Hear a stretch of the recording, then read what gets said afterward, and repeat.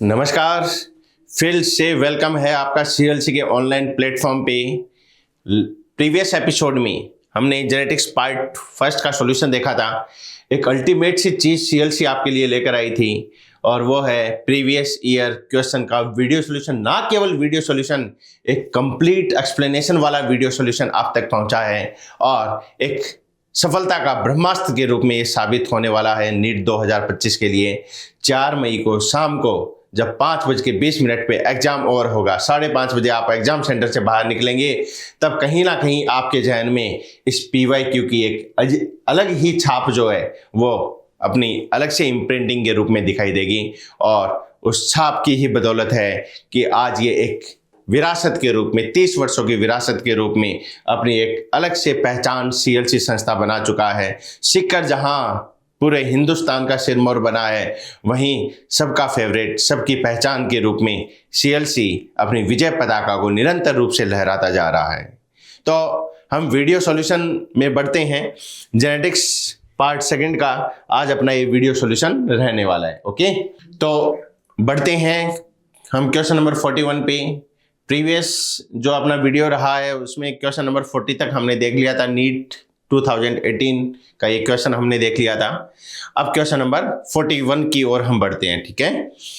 A women has an X linked condition on one of her X chromosome और this chromosome can be inherited by.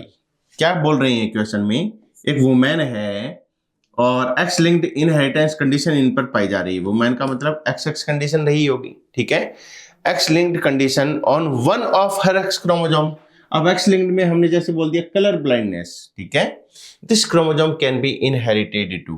अब अगर cross की बात करूं, ये मेल इंडिविजुअल, ये फीमेल इंडिविजुअल, ये एक्स क्रोमोसोम जो है ये किसको जा सकता है? ये एक्स क्रोमोसोम यहां पर अगर बेटी बने तो उसको भी जा सकता है, तो कैरियर डॉटर भी बन सकती है। और ये एक्स क्रोमोसोम जो है इस वाई के साथ भी जा सकता है। इसका मतलब XCY डिजीज कंडीशन भी बन सकती है। इसका मतलब किसको जाएगा? बोथ सन और डॉटर, इन दोनों को इनहेरिट हो सकता है। सन को भी इनहेरिट हो रहा है, डॉटर को भी इनहेरिट हो रहा है। आंसर कौन सा चला जाएगा? सेकंड चला जाएगा। नेक्स्ट कह रहे हैं ओनली ग्रैंड चिल्ड्रन। इसका मतलब यहां पर तो जाना ही नहीं चाहिए था, ग्रैंड चिल्ड्रन में डायरेक्ट है। ह्यूमन के केस में ऐसी बात हम नहीं करेंगे। ओनली सन्स में केवल सन में जाएगा, डॉटर में भी तो जा रहा है एक्स, केवल डॉटर में जाएगा नहीं, सन में भी जा रहा है। ठीक है। तो आंसर अपना अप्रोप्रिएट कौन सा चला गया? मोस्ट अप्रोप्रिएट आंसर हो गया सेकंड वन। नेक्स्ट है क्वेश्चन नंबर 42। नीट 2019 का क्वेश्चन है what is genetic disorder in which an individual has an overall masculine development होगा, गायनेकोमेस्टिया कंडीशन होगी और स्टेराइल कहलाएगा। NCERT principle of inheritance and variation. Last में यदि बात की जाए तो जहां बात की है टर्नर, क्लाइनफेल्टर, डाउन सिंड्रोम की, वहीं ये सिम्टम्स दिखाए हैं कि ऐसा किसके केस में होता है। ये जेनेटिक डिसऑर्डर क्या कहलाता है? जिसमें ओवरऑल मुख्यतः पौरुष विकास होता है, मादा लक्षण होते हैं और ये बांझ होता है। तो ये कैरेक्टर है किसके? क्लाइनफेल्टर सिंड्रोम के। ठीक है। और क्लाइनफेल्टर सिंड्रोम को सभी जानते हैं। कंडीशन क्या थी?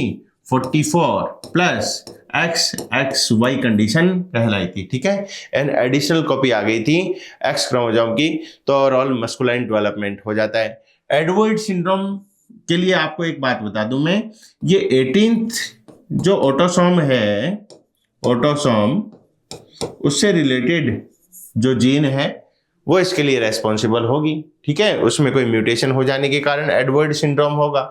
और इस एडवर्ड सिंड्रोम में क्लब फिट होते हैं। क्लब फिट का मतलब हो गया राउंडेड वाले पैर।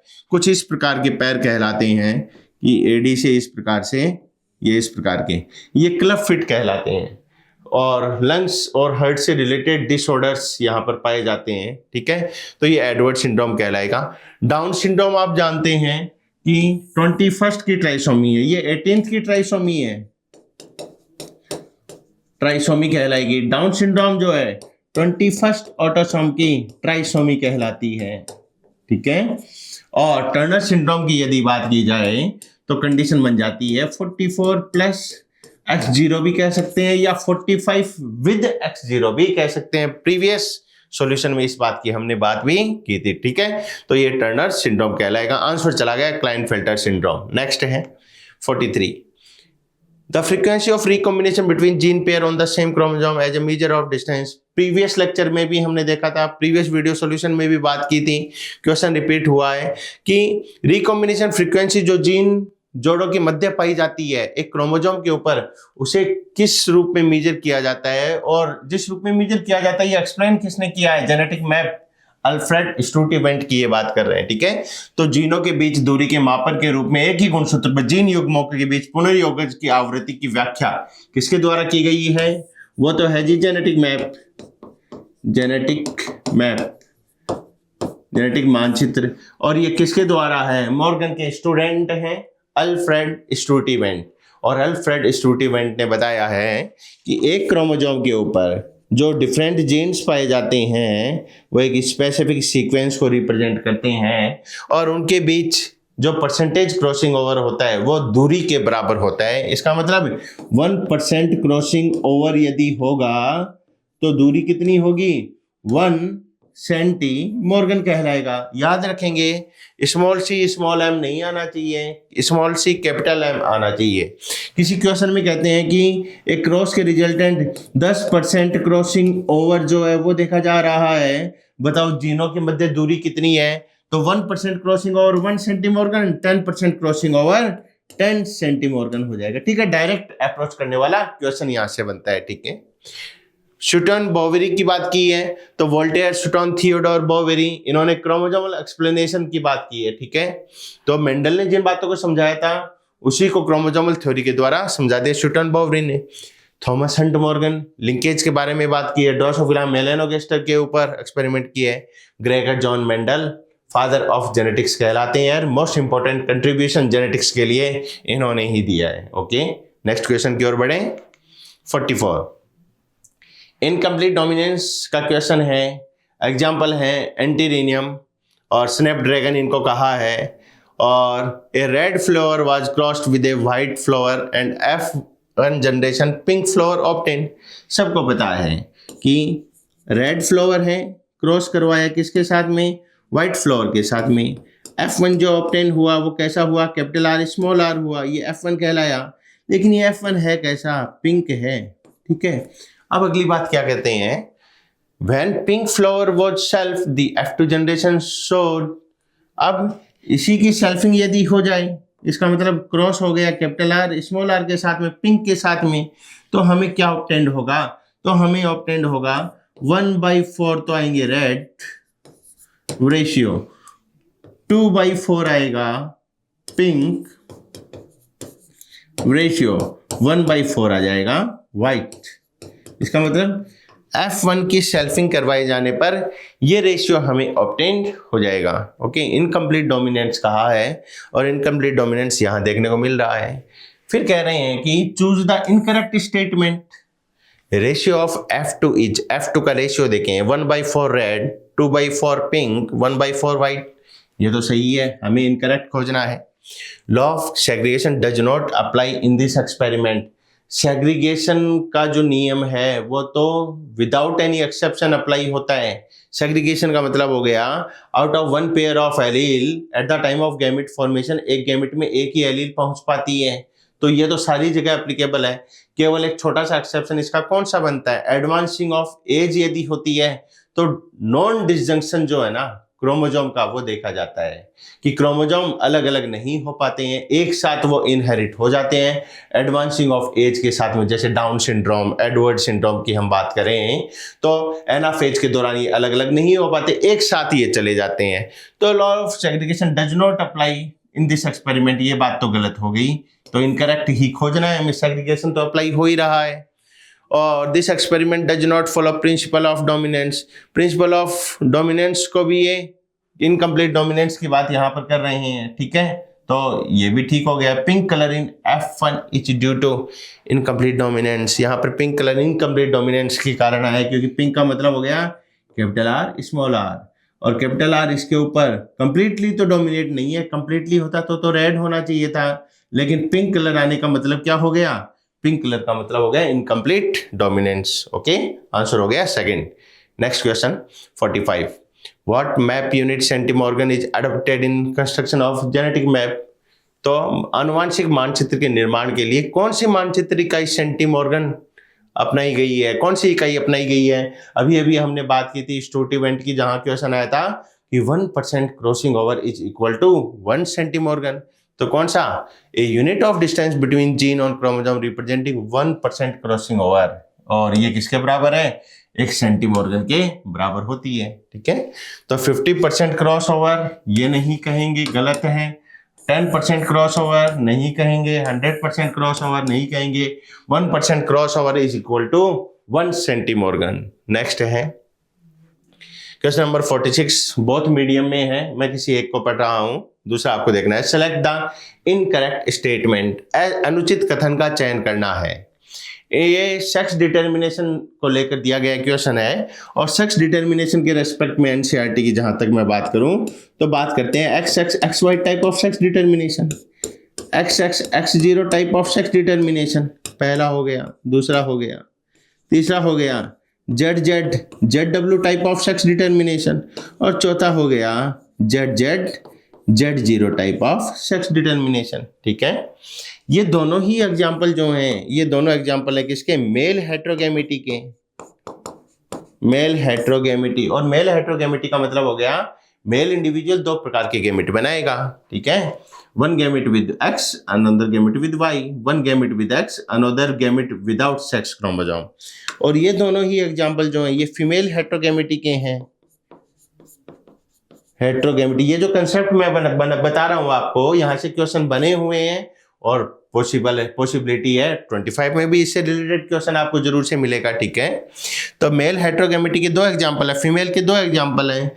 ऐसा देखा जाता है किसके अंदर, ह्यूमन के अंदर और ड्रोसोफिला के अंदर, ड्रोसोफिला के अंदर।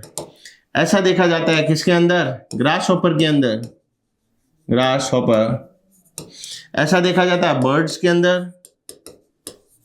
ऐसा देखा जाता है, मोथ बोल दो, बटरफ्लाई कह दो, बटरफ्लाई। ठीक है, तो इनके अंदर ये केसेस देखे जाएंगे। इनकरेक्ट का हमें पता करना है। डोमेस्टिकेटेड फॉल का मतलब हो गया, बर्ड्स की बात कर रही हैं। ठीक है, sex of progeny depend on type of sperm rather than egg. Birds के अंदर सेक्स किस पर डिपेंड कर रहा है, फीमेल हेट्रोगेमिटी, ये फीमेल है, इसके ऊपर डिपेंड कर रहा है। इसका मतलब टाइप ऑफ स्पर्म के ऊपर तो निर्भर नहीं करता, बात तो गलत हो गई। किसके ऊपर निर्भर कर रहा है, टाइप ऑफ एग के ऊपर निर्भर कर रहा है। जहां मेल हेट्रोगेमिटी होगा वहां टाइप ऑफ स्पर्म के ऊपर सेक्स जो है उसका डिटर्मिनेशन डिसाइड करेगा। तो फर्स्ट स्टेटमेंट इनकरेक्ट हो गया, आंसर भी आ गया, फिर भी क्रॉस चेक करेंगे। Human male have one of their sex chromosome much shorter than the other. मानव नरों में एक तो होता है X और एक होता है Y, और Y क्रोमोसोम जो होता है वो हुक शेप का होता है, छोटा कहलाता है। ये बात सही है। और फिर कह रहे हैं नर फल मक्खी विषम युग्म की होती है। मेल फ्रूट फ्लाई की अगर बात करें तो मेल फ्रूट फ्लाई कौन सा हो गया, XY। मैंने कहा था ह्यूमन के अंदर, ड्रोसोफिला के अंदर, तो XY जो है वो कैसे हो गए, विषम युग्म की। तो ये बात भी सही है। नर टिड्डों में 50% शुक्राणुओं में लिंग गुणसूत्र नहीं होते। मेल ग्रासहॉपर, ये रहे ग्रासहॉपर, मेल ग्रासहॉपर में 50% स्पर्म में तो X क्रोमोसोम होता है और 50% में नहीं होता। ऐसा हैनकिंग ने डिस्कवर किया था। एनसीईआरटी की लाइन है, इंपॉर्टेंट लाइन है, याद रखना। ठीक है, तो 50% ऑफ स्पर्म के अंदर तो सेक्स क्रोमोसोम X होगा और 50% में नहीं होगा। ये बात भी सही है। इनकरेक्ट कौन सी होगी, ऑप्शन नंबर फर्स्ट जो है वो इनकरेक्ट हो जाएगा। ओके, तो नेक्स्ट क्वेश्चन की ओर बढ़े। समझ पा रहे हैं, इंपॉर्टेंट कंसेप्ट है, एनसीईआरटी की लाइन है, उनके सराउंडिंग के जो भी टॉपिक्स हैं वो कवर किए जा रहे हैं। क्वेश्चन नंबर 47 नीट 2019 का क्वेश्चन है, इनकरेक्ट स्टेटमेंट की बात कर रहे हैं। जैसा हमने प्रीवियस लेक्चर में भी कहा था कि strategy for enhancement in food production, ये टॉपिक अभी एनटीए के सिलेबस से हट गया है, लेकिन ये एक इम्पोर्टेंट सी बात है। इसको हमने इस क्वेश्चन को इसलिए इंक्लूड किया हुआ है क्योंकि इसके इर्द गिर्द जेनेटिक्स बहुत सारे कंसेप्ट भी दिखाती है और सेलेक्ट द इनकरेक्ट हमें पूछ रहे हैं। तो इन ब्रीडिंग का मतलब क्या हो गया, इन ब्रीडिंग क्या होता है, आउट ब्रीडिंग क्या होता है, क्रॉस ब्रीडिंग क्या होता है, ये सारा स्ट्रेटेजी से रिलेटेड है। इन ब्रीडिंग के लिए एक बात मैं आपको बता दूं कि सेम ब्रीड के इंडिविजुअल होने चाहिए, क्लोज रिलेटिव भी वो होने चाहिए। क्लोज रिलेटिव मतलब उनकी एंसेस्ट्री 4 से 6 पीढ़ी के मध्य ही होनी चाहिए। पहली पीढ़ी का क्रॉस दूसरी से हो सकता है, पहली का 5वीं पीढ़ी से क्रॉस, पहली का 6ठी पीढ़ी से क्रॉस। लेकिन फर्स्ट जनरेशन का क्रॉस अगर 10th जनरेशन से होता है, जैसा कैटल्स के केस में हम देख सकते हैं, तो वो इन ब्रीडिंग का एग्जाम्पल नहीं बनेगा। तो क्लोज रिलेटेड ब्रीड भी वो होनी चाहिए और रिलेटेड क्लोज रिलेशन भी उनके मध्य पाया जाना चाहिए। अब कह रहे हैं इनकरेक्ट की खोज करनी है। In breeding select harmful recessive gene that reduce fertility and productivity. ये 2023 में पूछा गया क्वेश्चन भी है, 19 में भी आया हुआ है, इंपॉर्टेंट क्वेश्चन है। तो inbreeding select harmful recessive नहीं, inbreeding exposes harmful recessive gene, और उन एक्सपोज्ड हुई हार्मफुल रिसेसिव जीन को नेचुरल सिलेक्शन द्वारा एलिमिनेट किया जा सकता है। ठीक है, तो ये एक इंपॉर्टेंट बात होगी, यहाँ पर एक्सपोजेज होना चाहिए था, एक्सपोजेज हार्मफुल रिसेसिव जीन। तो इनकरेक्ट यही चला गया, क्रॉस चेक करेंगे फिर भी। Inbreeding help in accumulation of superior gene and elimination of undesirable gene. Undesirable gene जो काम के नहीं है वो यही तो है ना, हार्मफुल, इनको तो एक्सपोज कर दिया, नेचुरल सिलेक्शन के द्वारा इनको हटा दिया, और सुपीरियर जीन जो है वो लगातार एक्यूमुलेट होते चले जाते हैं। इन ब्रीडिंग इंक्रीज होमोजाइगोसिटी। अगर क्रॉस रिलेटेड इंडिविजुअल के मध्य क्रॉस करवाया जाएगा तो वाइल्ड टाइप ऑफ एलील बाहर से नहीं आएंगी, होमोजाइगोसिटी बढ़ती चली जाएगी। इन ब्रीडिंग में स्टार्टिंग में प्रोडक्टिविटी बढ़ती है, लेकिन इन ब्रीडिंग का फाइनल रिजल्ट क्या होता है, प्रोडक्टिविटी लोअर डाउन हो जाती है, घट जाती है, लेकिन स्टार्टिंग में प्रोडक्टिविटी बढ़ेगी। तो ये वाला पॉइंट भी ठीक है, ये भी ठीक है। In breeding is essential to evolve pure line in any animal. और क्लोज रिलेटेड इंडिविजुअल के बीच यदि क्रॉस करवाया जाता है तो प्योर लाइन जो डेवलप की जाती है एनिमल्स की, वो इससे विकसित की जा सकती है। ऑप्शन नंबर 4 भी करेक्ट हो गया। इनकरेक्ट आंसर चला गया फर्स्ट, मतलब अंतः प्रजनन हानिकारक अप्रभावी जीनों का चयन करता है, सेलेक्ट नहीं, उन्हें एक्सपोज करता है, प्रदर्शित करता है, जो जननता व उत्पादकता कम करते हैं। ठीक है, और हार्मफुल जीन्स को recessive gene reduces fertility productivity, ये बात भी गलत है। इन ब्रीडिंग के कारण तो प्रोडक्टिविटी स्टार्टिंग में बढ़ती है, लेकिन अल्टीमेट रिजल्ट हम कह सकते हैं कि प्रोडक्टिविटी घट जाएगी। ओके, नेक्स्ट है 48। How many true breeding pea plant variety did Mendel select as a pair. NCERT की लाइन है, और ये सारे प्लांट जो पेयर के रूप में मेंडल के द्वारा सेलेक्ट किए गए 14 true breeding pea plant variety कहलाएंगी। वो एक दूसरे से सब कैरेक्टर में समान थे, किसको छोड़कर, एक्सेप्ट वन कैरेक्टर को छोड़कर। इसका मतलब 14 true breeding pea plant variety Mendel के द्वारा सेलेक्ट की गई थी। जैसे मैं बात करूं कि 14 ट्रू ब्रीडिंग में जैसे कोई एक कैरेक्टर है प्लांट हाइट, और उस प्लांट हाइट में इन्होंने ले लिया कि टॉल एक प्लांट है, ड्वार्फ एक प्लांट है, आया ना। इसका मतलब ये जो टॉल है और ये जो ड्वार्फ है, इनमें एक ही तो चीज का अंतर है कि ये टॉल है और ये ड्वार्फ है, प्लांट हाइट का ही तो अंतर है। बाकी कैरेक्टर में इन दोनों प्लांट में सिमिलरिटी देखी जाती है। जैसे कोई प्लांट है, एक हो गया राउंड और दूसरा प्लांट हो गया रिंकल, इसका मतलब इनमें जो सीड की शेप है उस कैरेक्टर को लेकर ही तो डिफरेंस है, बाकी सारे कैरेक्टर में ये सिमिलर होते हैं। तो आंसर चला जाएगा 14 true breeding pea plant variety को इन्होंने सिलेक्ट किया था, और किस रूप में, पेयर के रूप में देखा था। नेक्स्ट है 49, 2020 का क्वेश्चन। जीन आई जो एबीओ रक्त समूह का नियंत्रण करता है, उसके संदर्भ में गलत कथन को पहचानिए। रॉन्ग स्टेटमेंट चुनना है, किस पे रेस्पेक्ट में, रॉन्ग स्टेटमेंट आई जीन के रेस्पेक्ट में, जो एबीओ ब्लड ग्रुपिंग के लिए।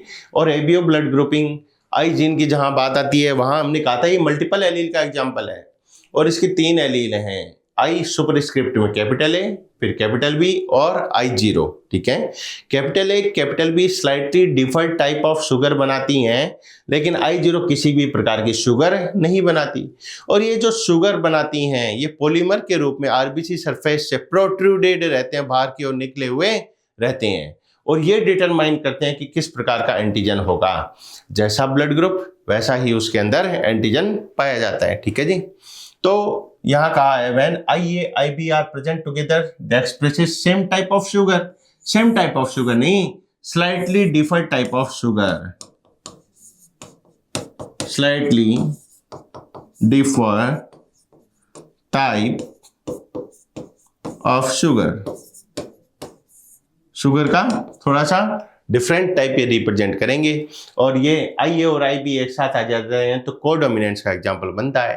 रॉन्ग स्टेटमेंट देखना था, पहला ही रॉन्ग हो गया, आंसर फर्स्ट चला गया, क्रॉस चेक करेंगे फिर भी।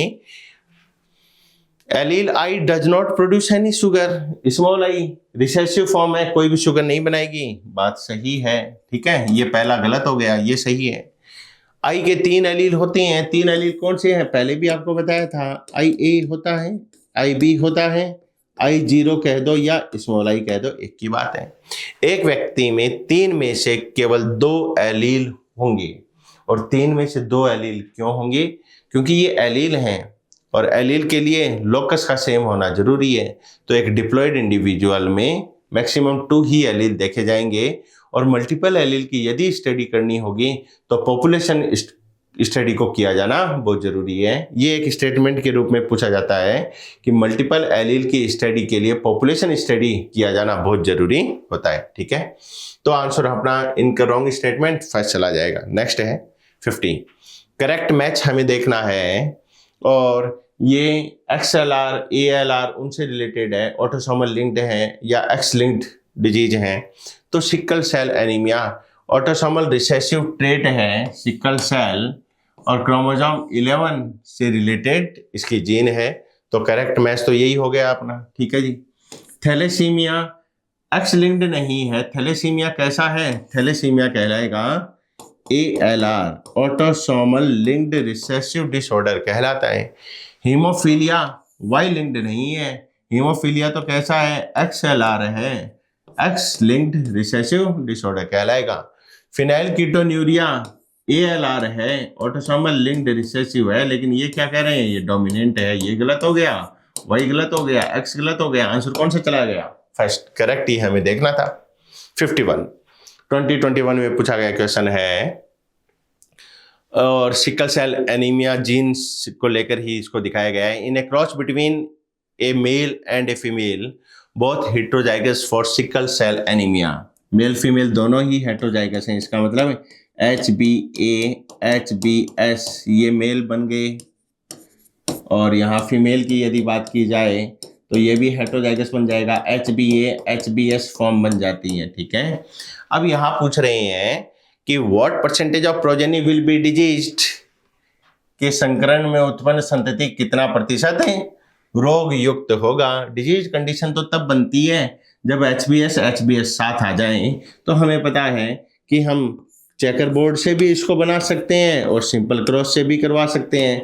जैसे यहाँ पर गैमेट HbA HbS लिखूं, यहाँ पर HbA HbS दूसरे पेरेंट के गैमेटिक फॉर्म को लिख दूं मैं, तो HbS तो केवल ये कॉलम बनेगा जहाँ पर HbS आएगा, ठीक है। इसका मतलब 4 में से केवल एक कंडीशन ऐसी बनेगी जो डिजीज कंडीशन को रिप्रेजेंट करेगी, तो केवल ये एक फॉर्म बनेगा जहाँ पर HbS और HbS दोनों साथ आए, और ये सिकल सेल एनीमिया वाला केस बन जाएगा, ठीक है। तो 4 में से एक का मतलब हो गया 25%। नेक्स्ट क्वेश्चन की ओर बढ़े। 52 production of gamete by the parent, formation of zygote, the F1 F2 plant can be understood from the diagram, ठीक है। तो गैमेट को बनाना, जाइगोटिक कॉम्बिनेशन को देखना, और इसके लिए कौन है भाई, पुन्नेट स्क्वायर, सभी जानते हैं, और याद रखेंगे रेजिनाल्ड C पुन्नेट ब्रिटिश जेनेटिसिस्ट हैं, ठीक है। दोनों बातें याद रखनी है। किसने डिस्कवर किया, ब्रिटिश जेनेटिसिस्ट, ग्राफिकल रिप्रेजेंटेशन हो गया, और जाइगोटिक प्रोबेबिलिटी को फाइंड आउट करने का एक मेथड बन गया, रेजिनाल्ड C पुन्नेट के द्वारा डिस्कवर्ड हो गया। नेक्स्ट है factor that lead to founder effect in a population, इसका मतलब ये जो जेनेटिक ड्रिफ्ट है ना, इस जेनेटिक ड्रिफ्ट के 2 टाइप हैं, एक कहलाता है बोटल नेक इफेक्ट, बोटल नेक इफेक्ट, और एक कहलाता है फाउंडर इफेक्ट, फाउंडर इफेक्ट। इन दोनों को हम यदि समझें तो फाउंडर इफेक्ट का मतलब हो गया कोई बड़ी पॉपुलेशन हुआ करती थी, ठीक है, और इस बड़ी पॉपुलेशन में से कुछ इंडिविजुअल जो है वो सेपरेट हो गए, और सेपरेट होकर किसी नए जियोग्राफिकल एरिया में वो चले जाते हैं, और नए एरिया में जाकर वो नई स्पीशीज का फॉर्मेशन करते हैं। इसका मतलब उस नए एरिया में सेपरेट हुए इंडिविजुअल फाउंडर की तरह एक्ट करेंगे, संस्थापक प्रभाव कहते हैं इसको, और वहां फाउंडर मेंबर बनकर ये नई स्पीशीज का फॉर्मेशन करवाएंगे। ये फाउंडर इफेक्ट कहलाएगा।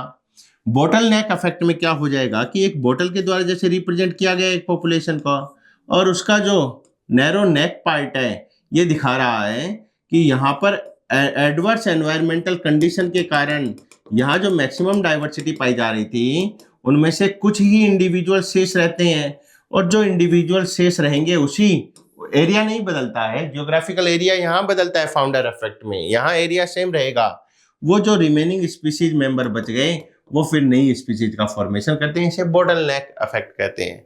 तो फाउंडर इफेक्ट पॉपुलेशन में कौन दिखाता है, फाउंडर बोलो या बोटल नेक बोलो, कौन दिखाता है, जेनेटिक ड्रिफ्ट दिखाता है। ठीक है, नेचुरल सिलेक्शन तो एक प्रोसेस बन गया, जो मोस्ट फिटेड इंडिविजुअल होगा उसे सिलेक्ट किया जाएगा, और most fitted individual reproductive fitness के रूप में बताया जाता है। जेनेटिक रिकॉम्बिनेशन सेक्सुअल रिप्रोडक्शन के दौरान देखे जाने वाला मोस्ट कॉमन प्रोसेस बन गया।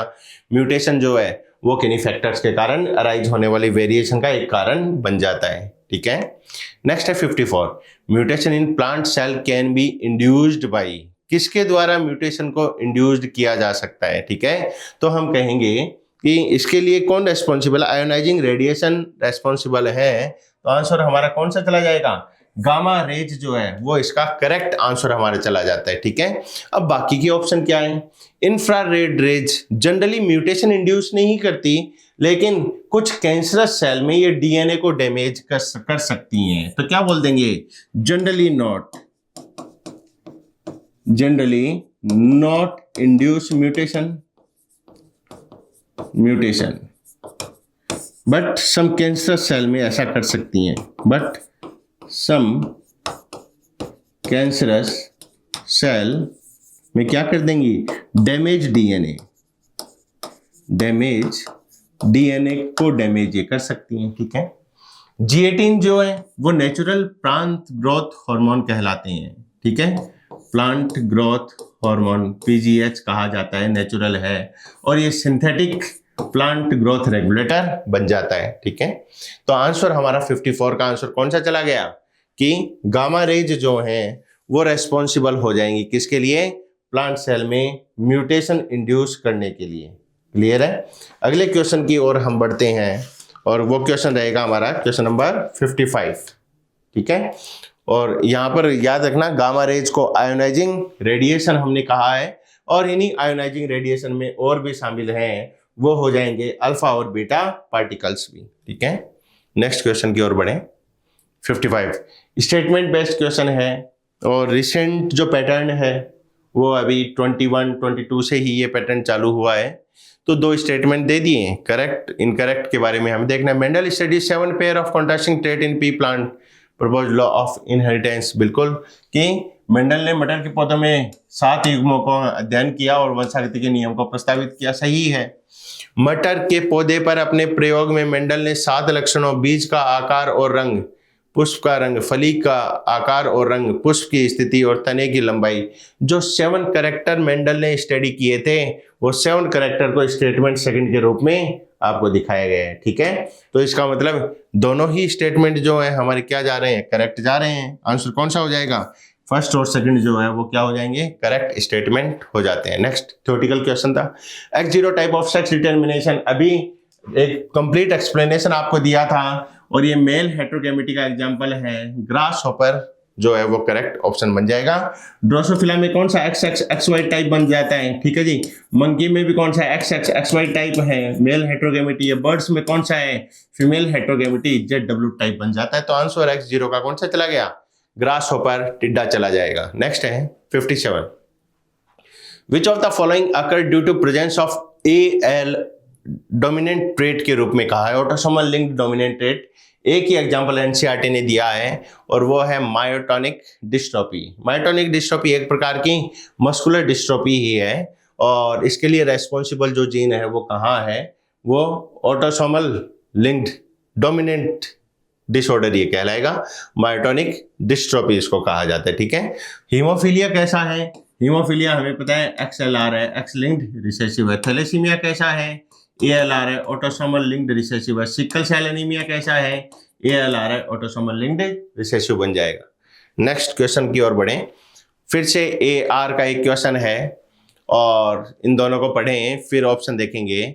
Mendel law of independent assortment does not hold good for the gene that are located closely on same chromosome.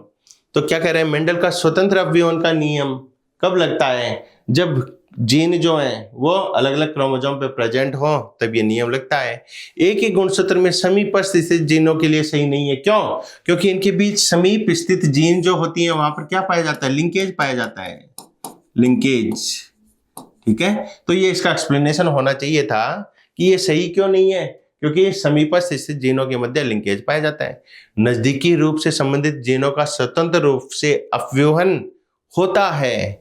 Closely related located जो जीन होती हैं वो इंडिपेंडेंट असॉर्ट होती है ना, या तो वो अलग अलग क्रोमोसोम पे होनी चाहिए या एक क्रोमोसोम पर दूरी पर वो पाई जानी चाहिए, क्लोजली नहीं होना चाहिए। क्लोजली होगा तो लिंकेज हो जाएगा, लिंकेज जो है वो इंडिपेंडेंट असॉर्टमेंट का एक्सेप्शन बनता है। तो आर तो गलत है, ए सही है। इसका मतलब आंसर कौन सा जाएगा? A is correct, R is not correct. Okay, तो 50 क्वेश्चन नंबर 58 का आंसर हो गया हमारा 2। नेक्स्ट क्वेश्चन की ओर बढ़ते हैं हम। 59, ये वो जेनेटिक मैप से रिलेटेड स्टूटी वैन ने जो जेनेटिक मैप दिखाया था, एक क्रोमोसोम पर पाई जाने वाली जीनों की रिलेटिव डिस्टेंस को मेजर किया था, उससे रिलेटेड क्वेश्चन है। तो इसकी एक ट्रिक हमने पहले भी बात की थी। वो ट्रिक कौन सी है कि सबसे पहले किसे लेना होता है? जो सबसे ज्यादा दूरी पर पाया जाता है। सबसे ज्यादा दूरी पर एक क्रोमोसोम हमने जैसे रिप्रेजेंट कर दिया और इसकी दूरी बता दी, स्मॉल ए और स्मॉल डी।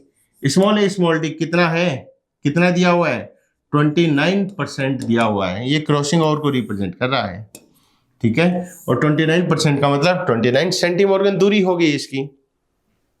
सबसे पहले सबसे बड़ी दूरी को लिया जाएगा, उससे छोटी दूरी कौन सी है? देखें, C और D 24% है। इसका मतलब C24 का मतलब हो गया कि C यहां भी हो सकता है, C कहीं इधर भी हो सकता है। यदि C यहां पे होता है और ये जो दूरी है, ये दूरी कितनी होती है? 24% होती है। तो हमें पता है 29 माइनस 24 कितना? 5 बचना चाहिए। ए और सी 5 आना चाहिए। अगर ये दूरी 5 है तो सी की लोकेशन ये वाली सही है।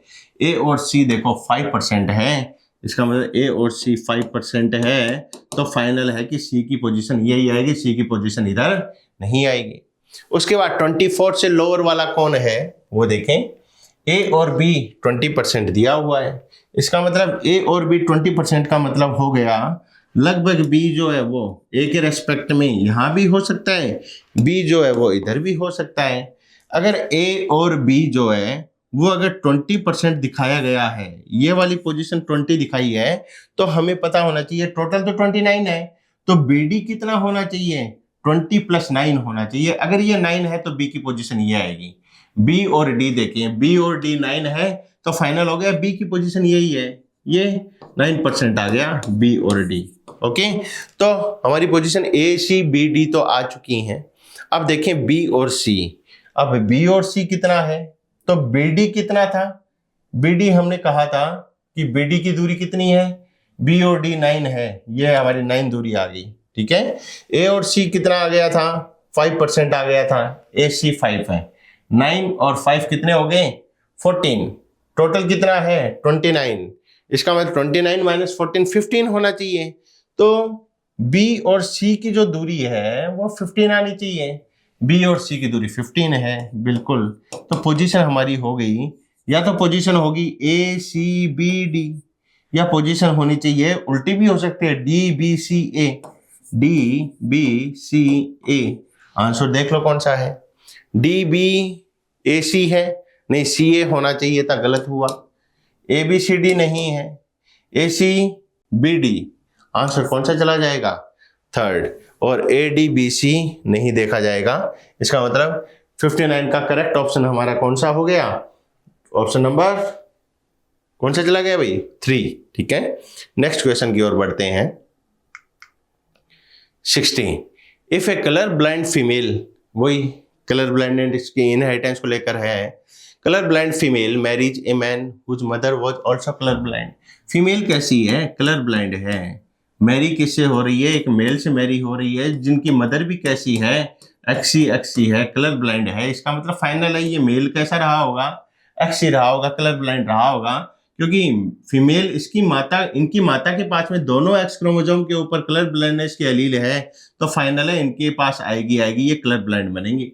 फिर कह रहे हैं what are the chance of her progeny having colour blind. Colour blind होने के चांसेस क्या है? अगर ये वाई क्रोमोसोम इन दोनों एक्स के साथ में जाए तो भी तो सारे सन जो है वो कलर ब्लाइंड बनेंगे, और ये एक्स इन दोनों एक्स के साथ में जाए तो सारी डॉटर भी कैसी बन जाएंगी? कलर ब्लाइंड बन जाएंगे। इसका मतलब 100% प्रोजेनी कैसी होंगी?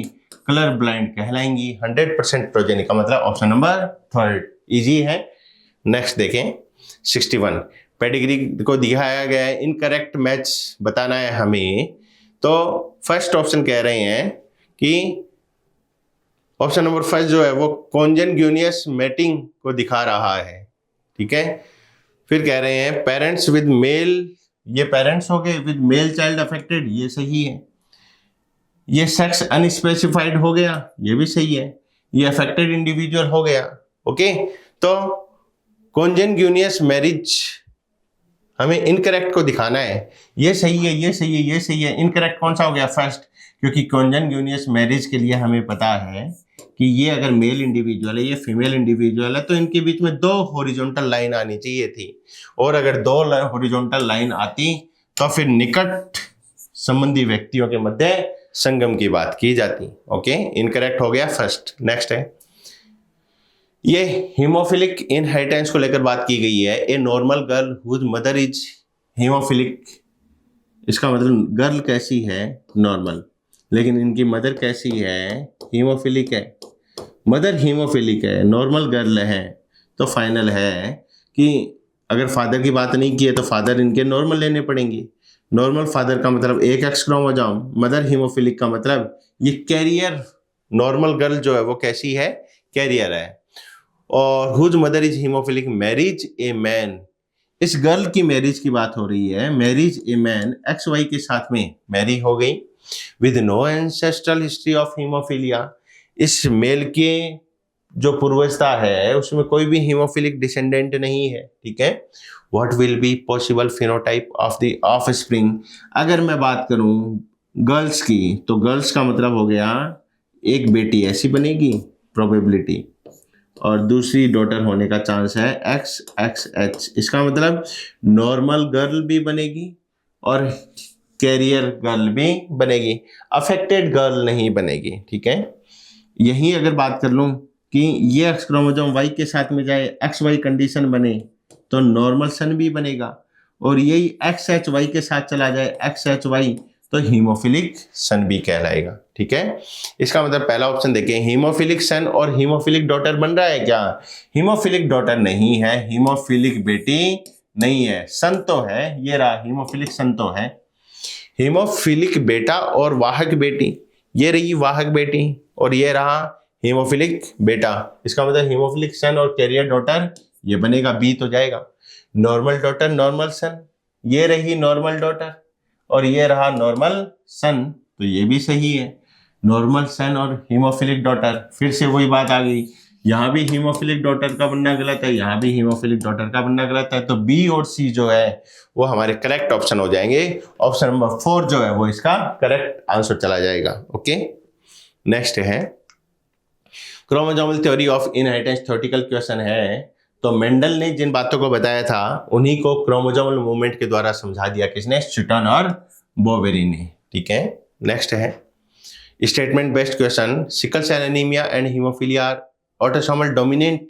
सिकल सेल और हीमोफीलिया ये रिसेसिव हैं, दोनों के दोनों ही, ठीक है। और सिकल सेल तो ऑटोसोमल है, सिकल सेल तो है ऑटोसोमल लिंक्ड रिसेसिव, और हीमोफीलिया कैसा है? ये है XLR, एक्स लिंक्ड रिसेसिव। इसका मतलब ऑटोसोमल डोमिनेंट होना, पहला ऑप्शन गलत हो गया हमारा। Sickle cell anaemia and haemophilia disorder of the blood, बिल्कुल ठीक है। हीमोफीलिया वो ब्लड क्लॉटिंग डिसऑर्डर से संबंधित हो गया। सिकल सेल एनीमिया के अंदर भी हमने देखा था कि सिकल सेल एनीमिया में जो 6th पोजीशन है वहां पर वेलिन ग्लूटामिक एसिड की जगह क्या आ जाता है, वेलिन आ जाता है। इसका मतलब ये वाला स्टेटमेंट सही है। फर्स्ट तो इनकरेक्ट है और सेकंड जो है वो करेक्ट है। स्टेटमेंट फर्स्ट इनकरेक्ट, आंसर क्या चला जाएगा, 64 का आंसर सेकंड हो जाएगा। ठीक है, तो नेक्स्ट क्वेश्चन की ओर बढ़ते हैं हम। Question number 65, expected percentage of F2 progeny बताना है। एक क्रॉस दिखाया हुआ है, डाई हाइब्रिड टाइप का है, येलो और इन्फ्लेटेड पोड की बात हो रही है। अब पोड कलर की यदि बात की जाए तो हमें पता है येलो तो रिसेसिव होता है, ग्रीन उसमें क्या होता है, पोड की यदि मैं बात करूं पोड वाले कैरेक्टर को लेकर, तो पोड का कलर था, पोड का कलर और पोड की शेप। ठीक है, पोड के कलर की यदि बात करें तो डोमिनेंट और रिसेसिव की हम बात करेंगे। पोड कलर डोमिनेंट कैसा था, ग्रीन, और रिसेसिव कैसा था, येलो। शेप जो है वो कैसी थी, इन्फ्लेटेड, डोमिनेट होता है, फूला हुआ। कॉन्स्ट्रिक्टेड, रिसेसिव होता है, कॉन्स्ट्रिक्टेड कहलाएगा। ठीक है, अब ये कह रहे हैं कि F2 प्रोजेनी में एक्सपेक्टेड परसेंटेज क्या आएगा विद येलो और इन्फ्लेटेड पोड। येलो का मतलब रिसेसिव होना चाहिए और येलो का मतलब स्मॉल वाई आएगा। ठीक है, और इन्फ्लेटेड पोड का मतलब हो गया कैपिटल आई, और उसके स्थान पर कैपिटल आई भी आ सकता है आगे और स्मॉल आई भी आ सकता है। इसका मतलब ऐसे कितने प्लांट बनते हैं, ऐसे 3 बनते हैं, और उसके लिए आपको वो डाई हाइब्रिड क्रॉस याद रखना पड़ेगा। याद करो 9:3:3:1 ये ऑप्शन आया था क्या, और इसको हमने कहा कि क्या कहा था, राउंड एंड येलो कहा था। ये राउंड एंड रिंकल्ड बोला था, ये हमने क्या बोला था, राउंड एंड येलो। ये राउंड एंड ग्रीन कहलाया था, ग्रीन। ये रिंकल्ड और येलो बन गया था, और ये रिंकल्ड एंड ग्रीन कहला गया था। ठीक है, तो हम यही तो कह रहा है कि एक डोमिनेट होना चाहिए, दूसरा रिसेसिव होना चाहिए। ये रिसेसिव हो गया, ये डोमिनेट हो गया। कितने इंडिविजुअल बनते हैं, 3 बनते हैं। 3 कितने में से हैं, 3/16, टोटल 16 में से 3 है, इंटू 100, तो हम कहेंगे 4 से गया 4 टाइम, 4 से गया 25 टाइम। ओके, और यहाँ हम कह देंगे कि अप्रोक्सीमेटली 4 से ये कितनी बार गया, 4 से गया 5 6, 4 4 जा 16, 4 5 जा 20, 4 6 जा 24। ठीक है, 6 टाइम्स गया, और 6 3 जा 18, अप्रोक्सीमेटली 18 के लगभग आना चाहिए, और 18 के लगभग ऑप्शन कौन सा है, ऑप्शन नंबर फर्स्ट। ओके, तो ये वाला कंसेप्ट आप कंपेयर करके बना सकते हैं। इसमें ये जानना जरूरी है कि इसमें येलो जो है वो रिसेसिव है और इन्फ्लेटेड पोड जो है वो डोमिनेट है, और पहला रिसेसिव दूसरा डोमिनेट। ये आपको एक ट्रिक होगी, यहाँ से इस ट्रिक को याद रखना है। नेक्स्ट है, A female individual is with small round head, furrowed tongue, partially open mouth, broad palm with characteristic palm crease. Characteristic palm crease का मतलब यहाँ पर जैसे हम देख रहे हैं 1 क्रीज 2 3, इन क्रीज को अगर मैं आपको रिप्रेजेंट करूं तो आप देखें यहाँ पर 1 क्रीज है, 2 क्रीज है, 3 अलग अलग क्रीज हैं, लेकिन डाउन सिंड्रोम के केस में एक सिंगल क्रीज ही यहाँ पर पाम के अंदर पाई जाती है। ठीक है, तो ये कौन सा बन जाएगा, ये डाउन सिंड्रोम के कैरेक्टरिस्टिक को दिखाया गया है, और ये उसका कैरियोटाइप विश्लेषण क्या दर्शाएगा कि ये 21st की ट्राइसोमी है। डाउन सिंड्रोम का मतलब 21st ट्राइसोमी। 47 विद XYY ये पॉलीवाई कंडीशन कहलाती है, और 47 विद XXY ये क्लाइनफिल्टर का एग्जांपल है। 45 विद X0 ये टर्नर का एग्जांपल है, लेकिन ये कैरेक्टरिस्टिक जो दिए हैं वो किसके हैं, डाउन सिंड्रोम के हैं, तो 21st की ट्राइसोमी कहलाएगा। नेक्स्ट है, frequency of recombination between gene pair on same chromosome as major.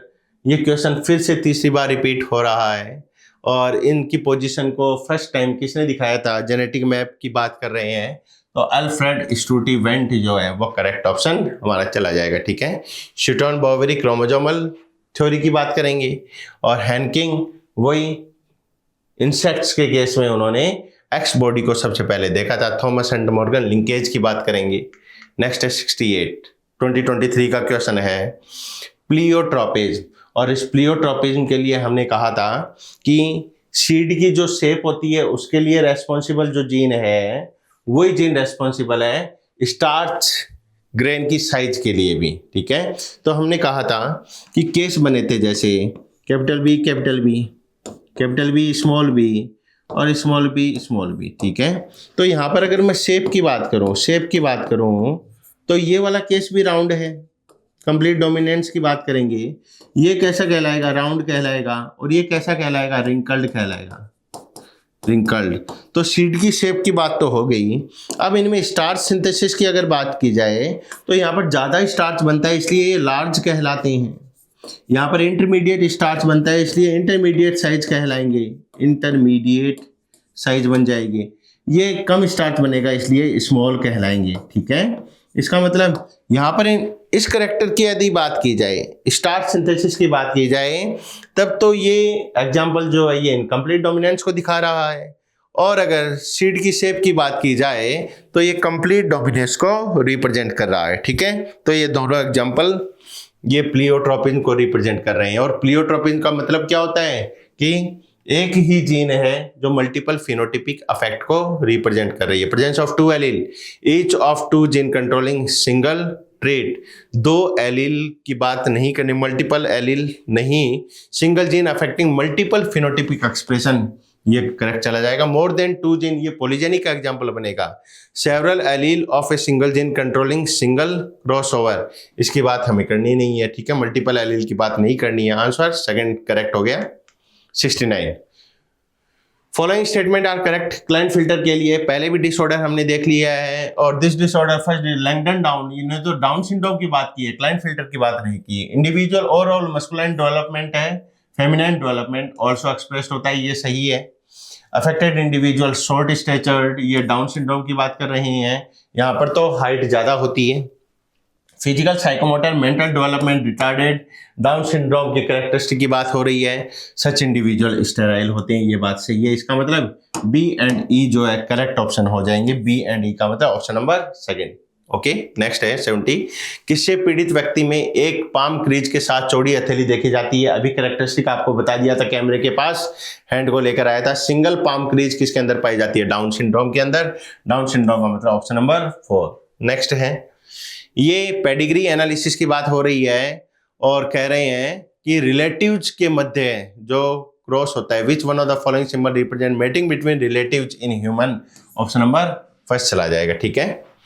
Next है 72। Which one of the following is not an advantage of in breeding? पहले भी हमारी बात हुई थी, 19 में क्वेश्चन आया था, 23 में फिर क्वेश्चन आया है।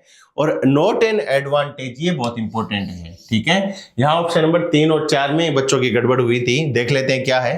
Exposes harmful recessive gene that are eliminated by selection, ये तो 2019 का हमारा आंसर गया ही था, ठीक है। तो एक्सपोज किया जाता है, ये तो सही है।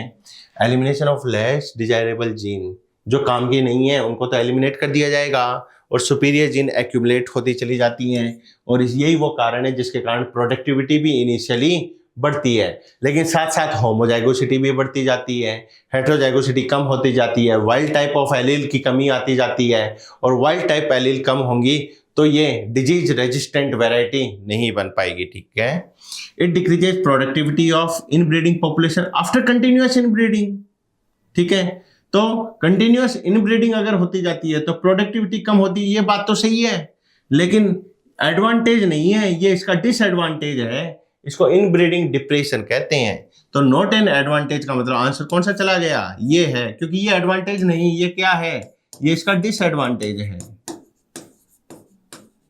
डिसएडवांटेज है। ये कह रहा है it decreases homozygosity, in breeding के कारण तो होमोजाइगोसिटी बढ़ती है, तो ये तो स्टेटमेंट ही गलत हो गया, ठीक है। लेकिन ये क्वेश्चन की लैंग्वेज पढ़े आप, not an advantage of inbreeding, inbreeding के एडवांटेज की बात करनी है। जो स्टेटमेंट गलत है वो तो आंसर जाएगा ही नहीं, हमारा आंसर तो वो जाना चाहिए जो डिसएडवांटेज हो। ये स्टेटमेंट गलत है और यहाँ पर जो है ये डिसएडवांटेज है, हमें डिसएडवांटेज बताने हैं, तो आंसर कौन सा जाएगा? थर्ड। बहुत ही अच्छा क्वेश्चन था ये। नेक्स्ट है 73। 2 कॉलम दिए हैं, मैच करना है, रेशियो को, फिनोटिपिक रेशियो याद रखना, ये दिखाया गया है। तो मोनो हाइब्रिड क्रॉस का फिनोटिपिक रेशियो आता है जी, ऑप्शन नंबर 3 हो जाएगा 3:1। डाई हाइब्रिड का आता है 9:3:1, आंसर हो जाएगा 4। इनकम्प्लीट डोमिनेंस का फिनोटिपिक रेशियो आ जाएगा कौन सा? 1:1। इसका मतलब सेकंड, और टेस्ट क्रॉस का रेशियो आ जाएगा फर्स्ट। तो 3-4-2-1, 3-4-2-1 का मतलब हो गया 3-4-2-1। ऑप्शन नंबर थर्ड जो है वो करेक्ट हो जाएगा। ओके, नेक्स्ट है 74। हेटेरोजाइगस पी प्लांट है एक बैंगनी पुष्प वाले विषमयुग्मजीवी मटर पौधे का सफेद पुष्प वाले समयुग्मजीवी मटर पौधे से संकरण करवाया जाता है। बैंगनी सफेद पर प्रभावी है। निम्नलिखित में से कौन सा 40 संतानों के बीच अपेक्षित संयोजन का प्रतिनिधित्व करता है? तो क्रॉस क्या है? हेटेरोजाइगस पी प्लांट है वॉयलेट फ्लावर। वॉयलेट फ्लावर और हेटेरोजाइगस है, इसका मतलब हम क्या बात करेंगे? कैपिटल वी और स्मॉल वी। ये वॉयलेट के लिए, ये व्हाइट के लिए। Violet flower cross with homozygous pea plant with white flower. इसका क्रॉस करवाया है व्हाइट फ्लावर के साथ में, स्मॉल वी के साथ में। ठीक है, तो ये कैसा हो गया? एक प्रकार से ये टेस्ट क्रॉस हो गया। और टेस्ट क्रॉस का मतलब हो गया कि कैपिटल वी वाले एक प्लांट बनेगा, ratio small V capital V small V वाला एक प्लांट बन जाएगा, और स्मॉल वी वाला एक प्लांट 1:1। मोनो हाइब्रिड का टेस्ट क्रॉस रेशियो 1:1 आता है। इसका मतलब 40 में से आधा आधा 50-50% का मतलब हो गया 20 तो वॉयलेट बन जाएंगे, 20 जो है वो व्हाइट बन जाएंगे। अगर इसी को मैं क्रॉस पुनेट स्क्वायर से रिप्रेजेंट कर दूं तो पुनेट स्क्वायर से भी आप देख सकते हैं कि इधर की ओर स्मॉल वी और इधर की ओर दो gamete capital V small V, ये दोनों तो कैपिटल वी स्मॉल वी बन जाएंगे। और ये नीचे वाले दोनों ही, इसका इससे क्रॉस करवाया ये आया, इसका इससे क्रॉस करवाया ये आया। इसका मतलब 50% वॉयलेट 50% व्हाइट बन जाएंगे। ऑप्शन 4 करेक्ट हो जाएगा। ये रीनीट 23 का क्वेश्चन था। नेक्स्ट है 25। In which disorder change of single base pair in the gene for beta globin chain result in change of glutamic acid to valine? ये परिवर्तन किसके अंदर देखा जाता है? ठीक है, तो यहाँ एक बात हमने पहले भी की थी, और वो बात थी कि क्या क्या चेंज आया है। ये पॉइंट म्यूटेशन का एक एग्जांपल कहलाता है जी। ठीक है, और इस पॉइंट म्यूटेशन के दौरान एक बात हमने देखी है, और वो बात क्या है कि GAG जो कोडोन है DNA का GAG, ठीक है, वहां पर GTG फॉर्म हो जाता है, एक ही जगह थाइमीन आ जाता है। ये तो क्या है? नॉर्मल HB है, नॉर्मल HB की बात कर रहे हैं। और ये बात हो रही है किसकी? यहाँ पर हम देखें तो ये सिकल सेल एनीमिया SCA की बात हो रही है, सिकल सेल एनीमिया में। तो DNA की अगर बात की जाए तो DNA की एक स्टैंड पर GAG की जगह GTG आ गया, और GAG जिसको कोड करता है G code for C, A code for thymine, G code for C। तो DNA की जो दो स्टैंड है उसके ऊपर कोडिंग सीक्वेंस ये देखी जा रही थी। अब एक ही जगह T आ गया तो इसकी जो कॉम्प्लीमेंट्री स्टैंड बनेगी उसकी जगह देखें आप C होना चाहिए, T की जगह A आना चाहिए और G की जगह C आना चाहिए, ये सीक्वेंस। इसका मतलब GAG की जगह GTG का बन जाना, CTC की जगह CAC बन जाना, और इस स्टैंड से mRNA बनेगा। इस वाली स्टैंड से mRNA जो फॉर्मेशन होगा, mRNA की अगर बात करें हम mRNA, तो हम क्या देखेंगे? G कोड फॉर किसको कोड करके? C code for guanine, thymine code for adenine, और cytosine code for guanine. GAG आना चाहिए, वही सेम सीक्वेंस आ गई है कि नहीं? अब इससे जो mRNA बने वो देखें, cytosine code for guanine, adenine code for thymine, लेकिन mRNA में थाइमिन की बात नहीं होती, तो क्या आ जाएगा? यूरेसिल हो जाएगा। वहां पर थाइमिन की जगह यूरेसिल पाया जाता है, C के स्थान पर GAG आ जाएगा। इसका मतलब DNA पर सीक्वेंस पूछे तो GAG की जगह GTG आ गया, mRNA पर कोडिंग सीक्वेंस की बात करें तो GAG की जगह GUG आ गया, और GAG कोड फॉर किसको? ग्लूटामिक एसिड को। ये ग्लूटामिक एसिड 6th पोजीशन पे, ग्लूटामिक एसिड की बात करेंगे 6th पोजीशन पे, और ये जो है ये वैलिन की बात करेंगे। ठीक है, यहाँ पर वैलिन के द्वारा रिप्लेस हो जाता है। डिसऑर्डर कौन सा कहलाया? सिकल सेल एनीमिया कहलाता है। ओके, नेक्स्ट क्वेश्चन की ओर बढ़ते हैं हम। 76. A certain plant homozygous for yellow seed and a red flower was crossed with a plant homozygous for green seed और व्हाइट फ्लोर के साथ में ये क्रॉस करवा रहे हैं। इसका मतलब डोमिनेंट का रिसेसिव के साथ में क्रॉस करवा रहा है। F1 plant has yellow seed और पिंक फ्लावर। हाँ, बहुत इंपॉर्टेंट बात है कि यहाँ पर देखें आप कि क्रॉस करवाया येलो सीड और रेड फ्लावर का क्रॉस है किसके साथ में? होमोजाइगस प्लांट ग्रीन सीड और व्हाइट फ्लावर। लेकिन येलो सीड और ग्रीन सीड का यदि क्रॉस करवाया गया, येलो और ग्रीन एक मोनो हाइब्रिड क्रॉस बन गया, एक डाई हाइब्रिड को दो मोनो हाइब्रिड में तोड़ा जा सकता है। और दूसरा फ्लावर कलर है रेड का, किसके साथ में, व्हाइट फ्लावर। रेड का क्रॉस करवाया हमने किसके साथ में, व्हाइट के साथ में, ठीक है। F1 प्लांट जो प्राप्त होगा वो येलो सीड और पिंक फ्लावर आया है। इसका मतलब क्या देख रहे हैं हम कि पिंक फ्लावर कब आया, रेड और व्हाइट का क्रॉस करवाए जाने पर पिंक आना है। इसका मतलब इनकम्प्लीट डोमिनेंस की बात करेंगे। और ये जब येलो और ग्रीन का क्रॉस करवाया जाता है तो F2 प्रोजेनी, F1 की जब सेल्फिंग होगी तो F2 प्राप्त होगा। इंडिपेंडेंट असॉर्टमेंट की बात कर रहे हैं। और फिनोटिपिक कैटेगरी कितनी एक्सपेक्ट होंगी, तो हम देखें कि येलो और ग्रीन का क्रॉस करवाया तो F1 तो येलो आएगा, और येलो का y स्मॉल y का cross capital Y small y से करवाया जाता है, फिर 3:1 रेशियो ऑब्टेन होता है। तो हमें पता है कि 3 तो येलो आ जाएंगे यहाँ पर।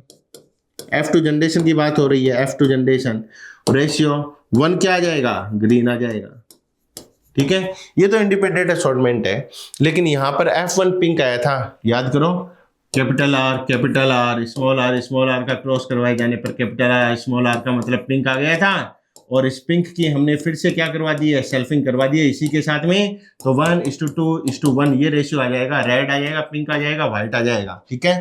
तो यहाँ हम देखें तो रेशियो हमारा आएगा 1:2:1। 1 तो कैसा है, एक तो रेड आएगा, 2 कैसे हैं, पिंक आएंगे, एक कैसा है, व्हाइट आ जाएगा। अब फिनोटिपिक कैटेगरी में कंपेयर करके देख लें, 3 येलो इस रेड के साथ जा सकते हैं, ये 3 येलो इस 2 पिंक के साथ जा सकते हैं, ये 3 येलो इस एक डब्लू के साथ जा सकते हैं। इसका मतलब एक category, 2 category, 3 category, 3 phenotypic category. और अगली 3 फिनोटिपिक कैटेगरी देखें, ग्रीन रेड के साथ जा सकता है, ग्रीन पिंक के साथ जा सकता है, ग्रीन व्हाइट के साथ जा सकता है। इसका मतलब 3 हो गई, 4, 5, 6 फिनोटिपिक कैटेगरी जो है वो हमें देखने को मिलेंगी। एक डाई हाइब्रिड को 2 मोनो हाइब्रिड में तोड़कर क्वेश्चन को सॉल्व करना है। नेक्स्ट है 77, correct statement sickle cell anaemia के लिए हमें दिखाना है। इसको अभी कंप्लीटली मैंने समझा ही दिया था। There is a change in gene for beta globin, beta globin में चेंज के कारण ऐसा हुआ था, 6th पोजीशन पे चेंज के कारण। In the beta globin there is valine in the place of lysine, नहीं, ग्लूटामिक एसिड की जगह आता है, ये गलत हो गया। एग्जाम्पल ऑफ पॉइंट म्यूटेशन है, बिल्कुल पूरी फ्रेम चेंज नहीं हुई थी, एक कोडॉन में चेंज आया था।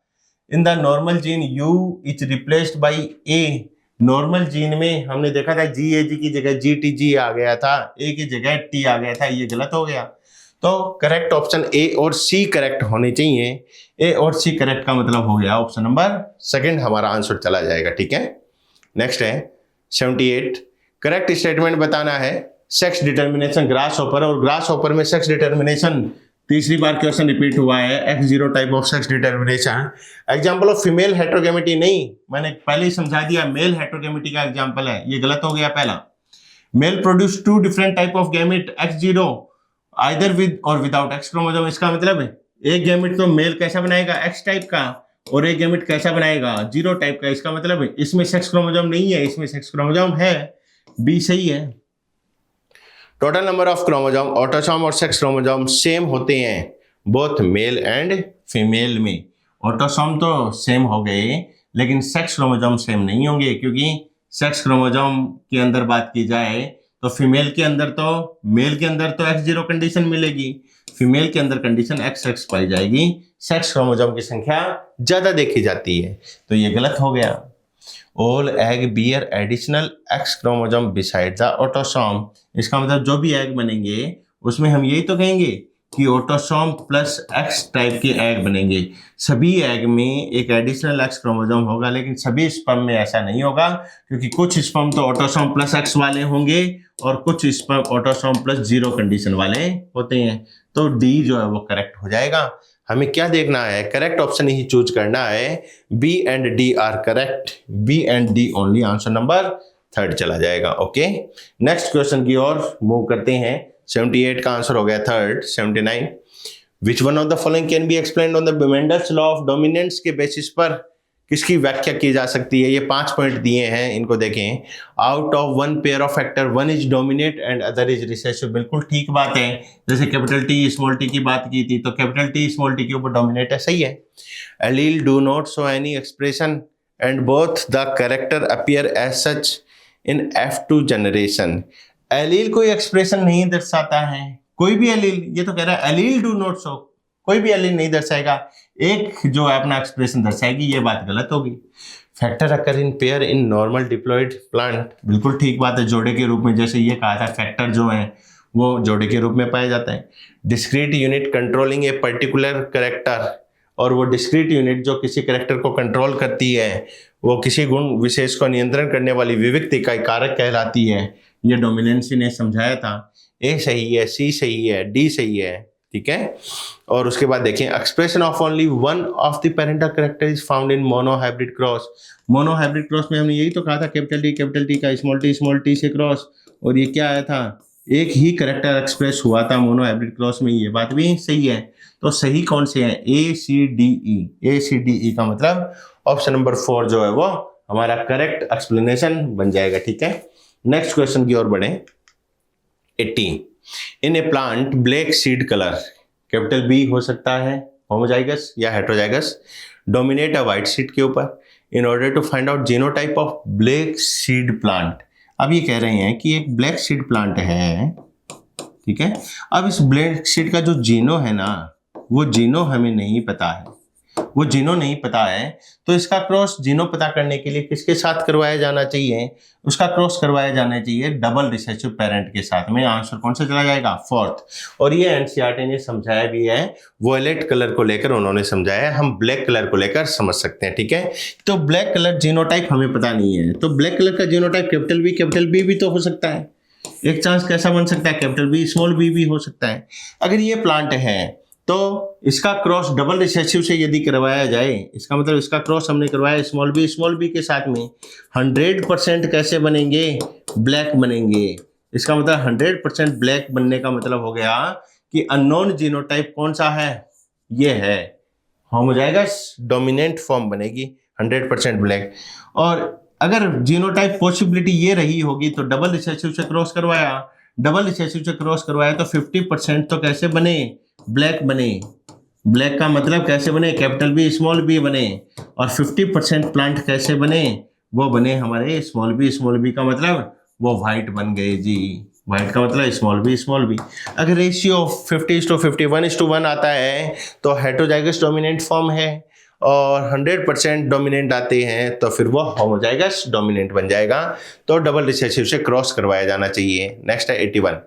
Pink flowered Snapdragon plant incomplete dominance की बात हो रही है, क्रॉस्ड है रेड फ्लावर के साथ में। पिंक फ्लावर का मतलब हो गया कैपिटल आर स्मॉल आर का क्रॉस रेड के साथ में करवा दिया, तो एक प्रकार का बैक क्रॉस है, आउट क्रॉस कहते हैं, ठीक है। बैक क्रॉस का मतलब F1 का क्रॉस पेरेंट से करवाया जाना।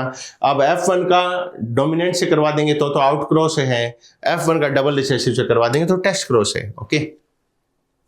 तो पिंक फ्लावर का क्रॉस करवा दिया है रेड फ्लावर स्नैपड्रैगन के साथ में। What type of phenotype are expected in the progeny? Progeny में किस प्रकार का फिनोटाइप आएगा? तो हमें पता है कि यहाँ से 2 प्रकार के गैमेट बनेंगे, कैपिटल आर बन गया, स्मॉल आर बन गया। यहाँ से एक ही टाइप का गैमेट बनेगा कैपिटल आर, इसका मतलब यहाँ पर बनेगा आर आर का मतलब ये रेड बन जाएगा। और यहाँ पर बनेगा capital R small R, capital R small R का मतलब हो गया ये पिंक। पिंक क्यों बनेगा? क्योंकि स्नैपड्रैगन इनकम्प्लीट डोमिनेंस है, पिंक बनेगा और रेड बनेगा। इसका मतलब व्हाइट नहीं बनेगा। ओनली पिंक बोले गलत है, व्हाइट बोले गलत है, केवल रेड बोले ये भी गलत है। रेड और as well as pink flower, answer 4 हो जाएगा, ठीक है। नेक्स्ट है question number 82। Match the column है। 2 और more alternative form of a gene is known as allele कहलाता है, तो 3rd चला जाएगा। Cross of F1 progeny with homozygous recessive, homozygous recessive या डबल रिसेसिव, इसको हम टेस्ट क्रॉस कहते हैं, ये 4th चला जाएगा। Cross of F1 progeny with any of the parent, किसी भी पेरेंट से बैक क्रॉस बन जाएगा। और number of chromosome set in plant, ये प्लॉइडी लेवल कहलाता है, डिप्लॉइड, टेट्राप्लॉइड, हेक्साप्लॉइड जो भी है। तो आंसर हो जाएगा 3 4 1 2। 3 4 1 2 का मतलब ऑप्शन नंबर 1st। नेक्स्ट है मैच द कॉलम है डाउन सिंड्रोम 21st की ट्राइसोमी है 3, अल्फा थैलेसीमिया 16 क्रोमोसोम से रिलेटेड हो गया, बीटा थैलेसीमिया के लिए रेस्पॉन्सिबल जीन 11th क्रोमोसोम पर पाई जाती है, याद रखेंगे।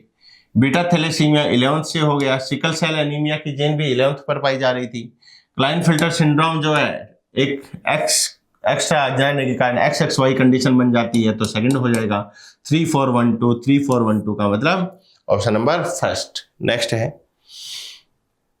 एज पर ABO blood grouping system the blood group of father is B. Blood group father का बी होना चाहिए, रेस्पेक्टिवली लास्ट में पूछेगा कि रेस्पेक्टिव जीनोटाइप क्या है, तो ये सबसे पहले फादर की बात कर रहे हैं। तो फादर बी पॉजिटिव का मतलब ये भी हो सकते हैं, ये भी हो सकते हैं, ये AB हैं, ये काट दो, ये नहीं हो सकता। ये फादर जो है ये बी बोल रखा है, यहाँ पर A फादर बनेंगे, ये गलत हो गया, ठीक है। और यहाँ पर B ये हो सकता है, इसका मतलब दो ऑप्शन तो हमारे कट गए, ये C की जगह D आ जाएगा यहाँ पर, ठीक है। यहाँ पर D कर लेना, ये D ऑप्शन है, तो दो ऑप्शन तो हमारे कट गए। फिर कह रहे हैं सेकंड पोजीशन में मदर A पॉजिटिव आना चाहिए। मदर A पॉजिटिव का मतलब ये भी है, ये भी A पॉजिटिव है और ये भी A पॉजिटिव है, ये तो सही हो गया, ठीक है। अब चाइल्ड जो है वो O आना चाहिए, O चाइल्ड का मतलब ये भी सही है, ये भी सही है। AB चाइल्ड AB है, इसका मतलब इसको भी काट दो, E भी कट गया, तो दो ऑप्शन बच गए हमारे पास में।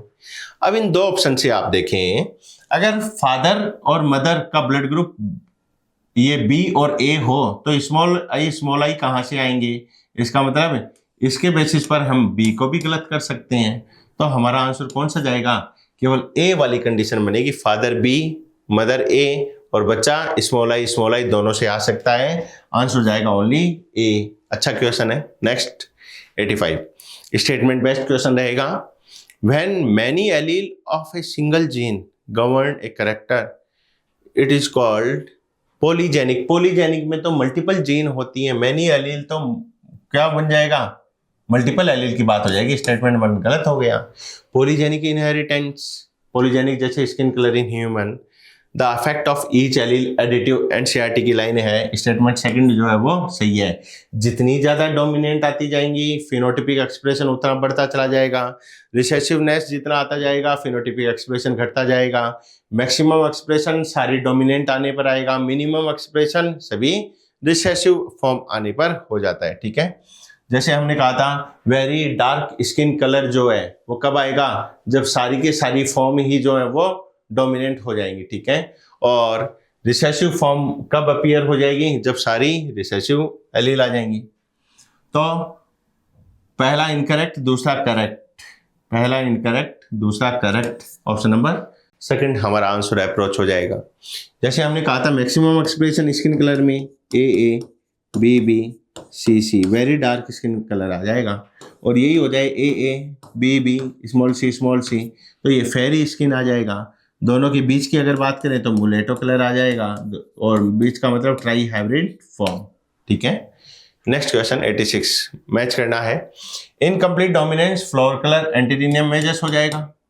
को डोमिनेंस का एग्जांपल हो गया ब्लड ग्रुप इन ह्यूमन, हम कह सकते हैं, बिल्कुल कह सकते हैं IA IB, ठीक है, इसको समझ लिया हमने बहुत बार। प्लियोट्रोपी, प्लियोट्रोपी में हमने कहा था कि PKU फिनाइल कीटोन्यूरिया भी प्लियोट्रोपी का एग्जाम्पल बनता है। जेनेटिक डिसऑर्डर्स जो होते हैं वो एक जीन के द्वारा वो जेनेटिक डिसऑर्डर पैदा हुआ, उसके फिनोटिपिक एक्सप्रेशन बहुत सारे आते हैं, ठीक है। इसका मतलब कोई एक मेजर इम्पैक्ट होता है, बाकी उसके सेकेंडरी इम्पैक्ट कहलाते हैं। जैसे हम बात करें सिकल सेल एनीमिया, तो इस सिकल सेल एनीमिया में RBC सिकल सेल का हो जाना इसका प्राइमरी इम्पैक्ट है, लेकिन सेकेंडरी इम्पैक्ट के रूप में अगर बात करें तो RBC छोटी कैपिलरीज में स्टक हो जाएंगी, ब्लड फ्लो जो है वो प्रभावित हो जाएगा, RBC normal life span 120 days से लाइफ स्पान का कम हो जाएगा, तो हम कह देंगे कि मल्टीपल फिनोटिपिक इफेक्ट आ रहे हैं, RBC जल्दी मरने लग जाएंगी, एनीमिक कंडीशन हो जाएगा, ज़्यादा RBC मरेंगी, जॉन्डिस होने की संभावनाएं बढ़ती चली जाती हैं। तो ये मल्टीपल फिनोटिपिक इफेक्ट की बात होगी। PKU जो है वो क्या दिखा रहा है, प्लियोट्रोपी दिखा रहा है।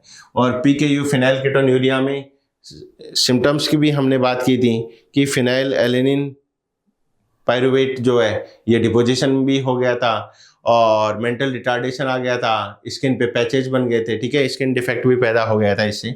पॉलीजेनिक इनहेरिटेंस की यदि बात की जाए तो स्किन कलर इसका एग्जाम्पल बन गया है। स्किन कलर 2143 का मतलब हो गया ऑप्शन नंबर 2। नेक्स्ट 87 है, दो स्टेटमेंट फिर से दिखाए हैं। Failure of segregation of chromosome during cell cycle resulting in the gain और loss of whole set of chromosome in an organism is known as aneuploidy. ये आपको प्रीवियस लेक्चर में, प्रीवियस जो पार्ट था उसमें समझाया भी गया था। अगर पूरे के पूरे सेट में चेंज आता है तो इसको तो यूप्लॉइडी कहते हैं, ठीक है।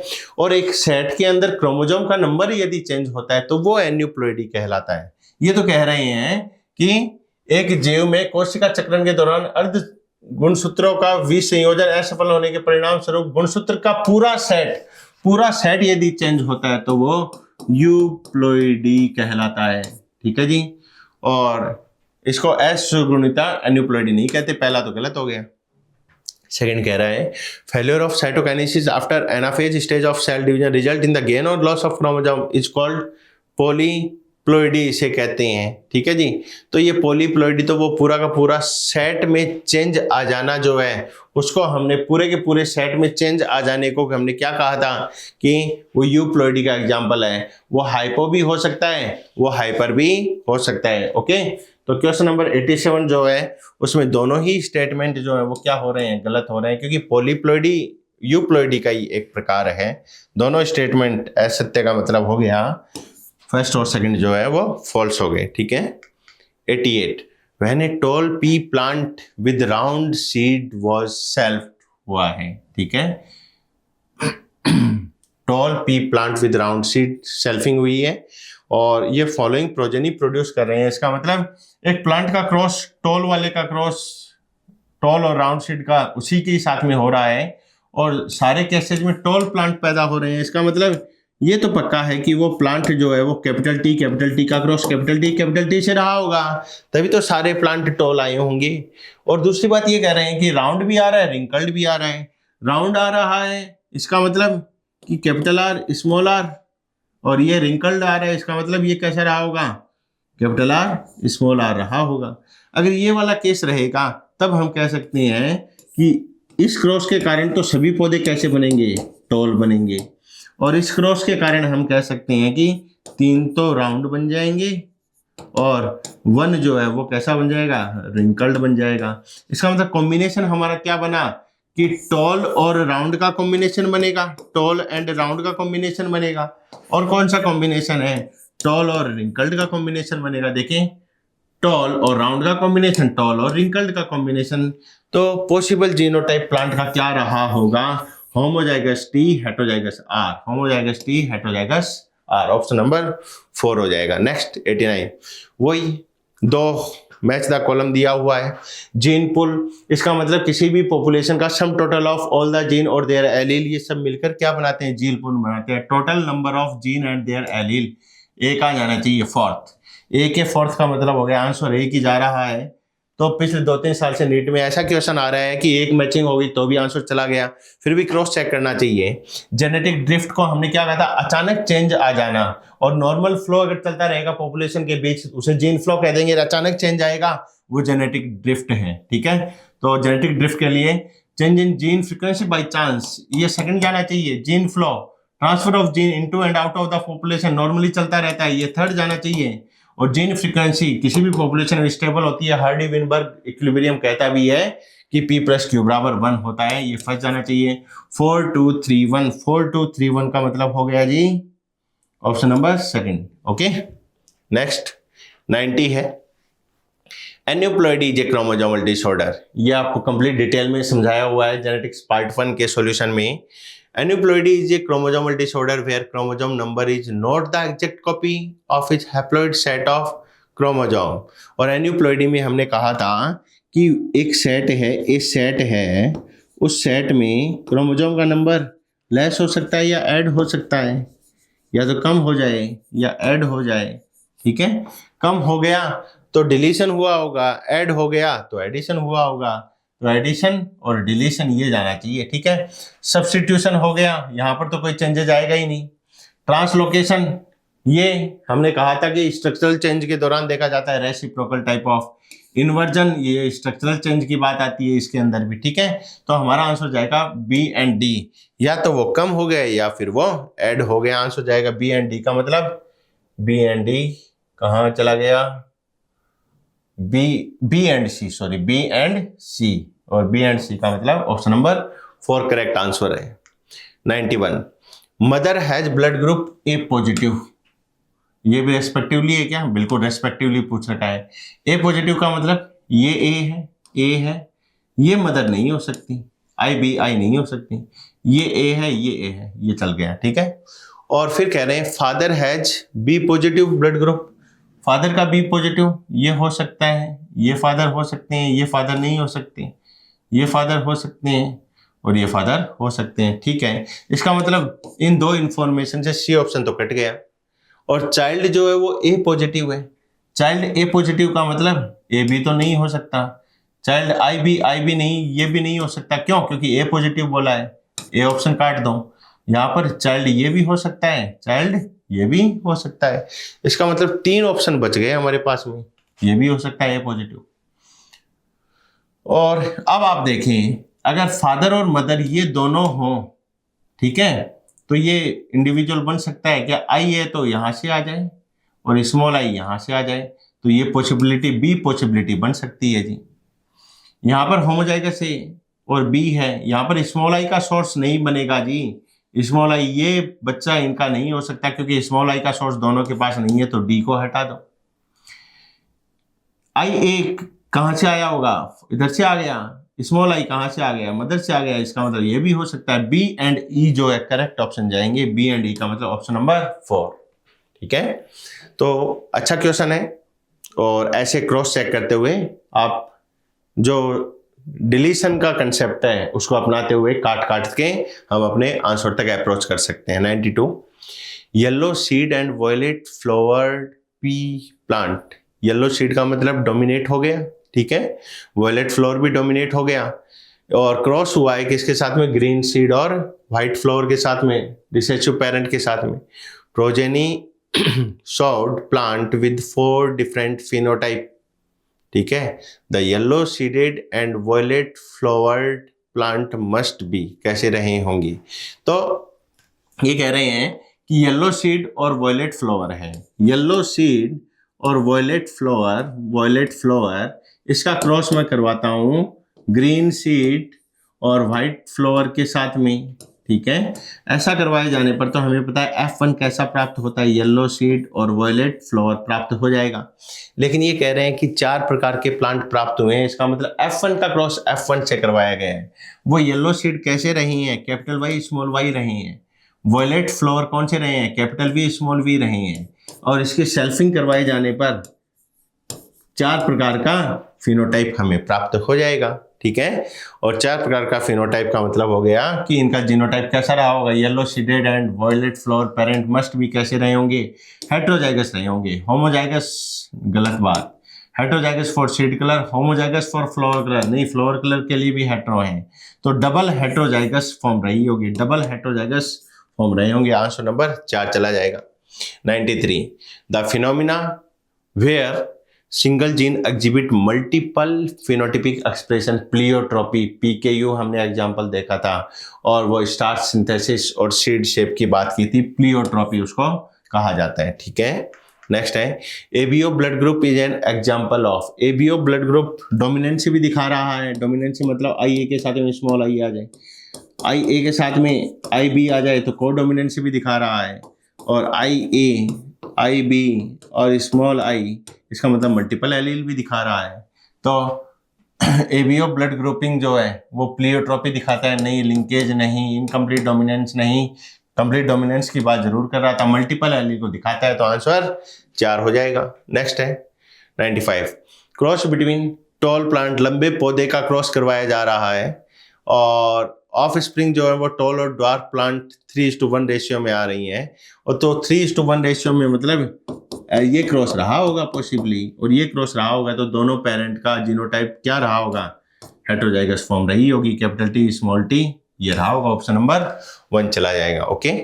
96, विच of the following is not an autosomal recessive disorder, ठीक है, ALR की बात हो रही है। तो हीमोफीलिया तो कैसा है, XLR है, तो आंसर यही चला गया हमारा। थैलेसीमिया, सिकल सेल एनीमिया, फिनाइलकीटोन्यूरिया, ये तीनों ही कैसे हैं, ALR हैं। ऑटोसोमल लिंक्ड रिसेसिव डिसऑर्डर ये कहलाते हैं। In animal kingdom along with XXXY, इसको मैंने कंप्लीट इसी वीडियो सॉल्यूशन के स्टार्टिंग में पूरा सेक्स डिटर्मिनेशन मैकेनिज्म आपको समझाया है, और इन्होंने कहा है कि XXXY मैकेनिज्म के अलावा कुछ अदर वेरिएंट फॉर्म भी पाया जाता है, ठीक है, जैसे XXX0। XXX0 किसके अंदर मिलता है जी, ग्रास हॉपर के अंदर मिलता है। बर्ड्स को दिया जाना गलत है, रेस्पेक्टिवली पूछ रखा है आगे, ठीक है, तो आंसर 2 और 4 में से जाएगा।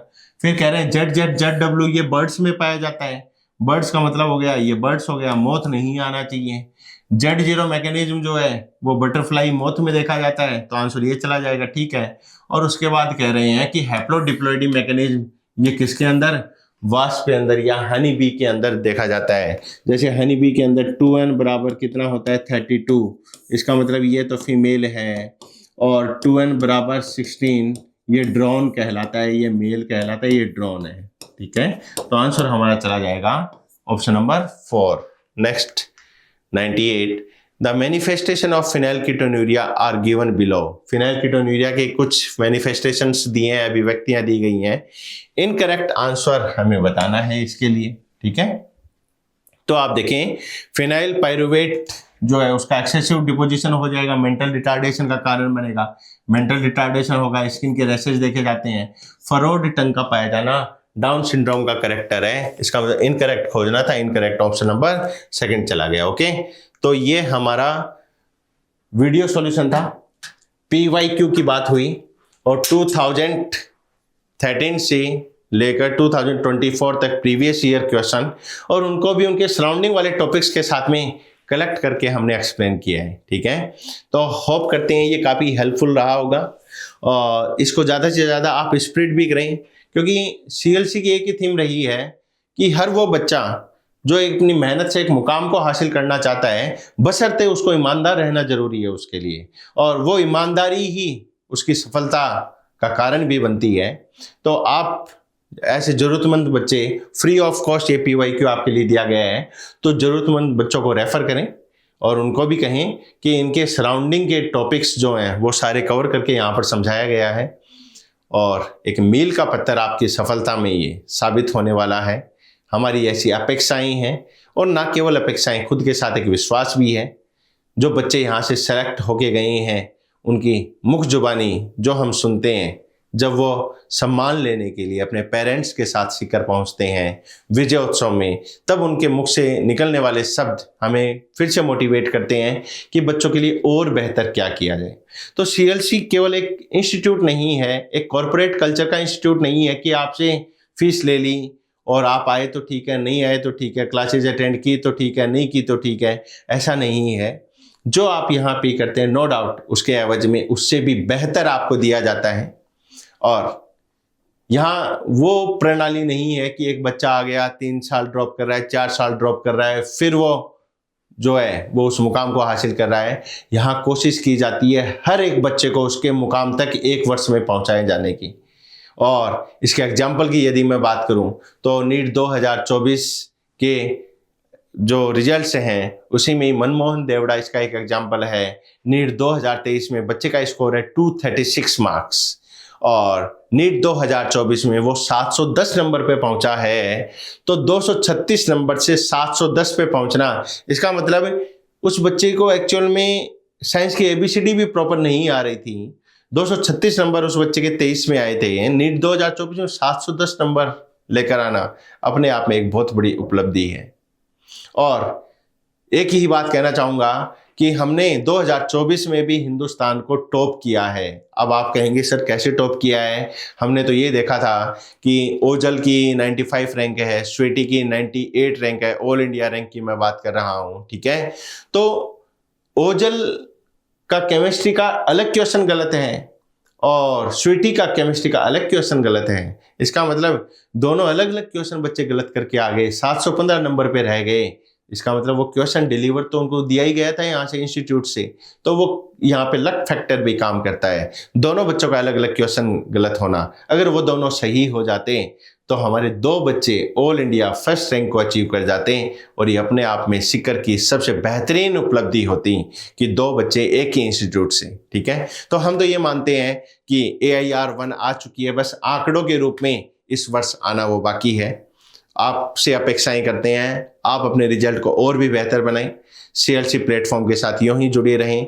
और बायोकेम जस्ट लॉन्च होने वाला है, ये वीडियो आपको CLC के 30वें स्थापना दिवस पर एक सौगात के रूप में दिए जा रहे हैं। 31 जनवरी को ये वीडियो जो है YouTube पर रिलीज हो चुके हैं। इसके बाद भी यदि वीडियो देख रहे हैं तो आपको ऐसे लगेगा हो सकता है पहले ये शूट हो चुका है, तो आपको इन्फॉर्मेशन तो नो डाउट मिल ही चुकी है। और अभी बायोकेम जो ब्रह्मास्त्र कहा जाता है CLC का, वो स्टार्ट होने वाला है 2 फेब से, और 2 फेब से लेकर 10 तारीख तक फिजिक्स इको नाम से पेपर करवाए जाएंगे। फिर 11 से बायोलॉजी और केमिस्ट्री का जो है वो आपका प्रॉपर रिवीजन होगा, और उसके बाद आपका दंगल टेस्ट सीरीज चालू हो जाएगा। ठीक है, तो एक अल्टीमेट बेहतरीन क्वेश्चन कलेक्शन आपको इन टेस्ट सीरीज के माध्यम से भी मिलने वाला है, तो आप जरूर से ज्वाइन करें, फॉलो करें चैनल को हमारे। ठीक है, और होप करते हैं आप और भी बेहतर कर पाएंगे। Thank you. जय CLC।